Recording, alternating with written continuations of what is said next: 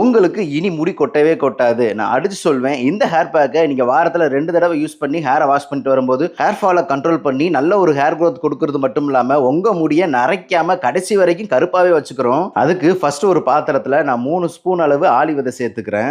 அடுத்து பார்க்கறதுக்கு முன்னாடி நாளைக்கு காலையில 11 மணிக்கு நம்மளோட வெப்சைட்டான www.jagdishmeena.comல ஹேர் ஆயிலும், கோகனட் மில்க் ஷாம்புவும் ஆஃபர்ல வரப்போகுது.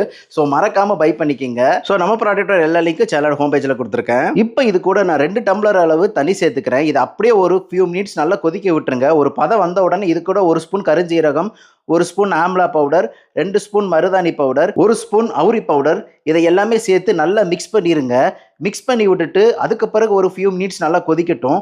இதுதான் பதம். இந்த பதம் வந்த உடனே ஒரு ஃபில்டர் வச்சு ஃபில்டர் பண்ணிருங்க. இப்போ ஒரு 1 ஆர் 2 ஹவர்ஸ் வந்து நல்லா ஆற விட்டுருங்க.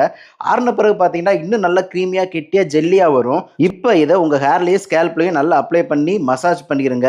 அதுக்கு முன்னாடி உங்க தலையில ஹேர் ஆயில் வச்சுக்கிறது ரொம்பவே நல்லது. ஹேர் ஆயில் வச்சுட்டு அப்ளை பண்ணுங்க. அதுக்கு பிறகு ஒரு 20 மினிட்ஸ் கழிச்சு நீங்க ஷாம்பு யூஸ் பண்ணி மைல்டு ஷாம்பு யூஸ் பண்ணி ஹேரை வாஷ் பண்ணிட்டு வாங்க. சூப்பர் ரிசல்ட் கொடுக்கும்.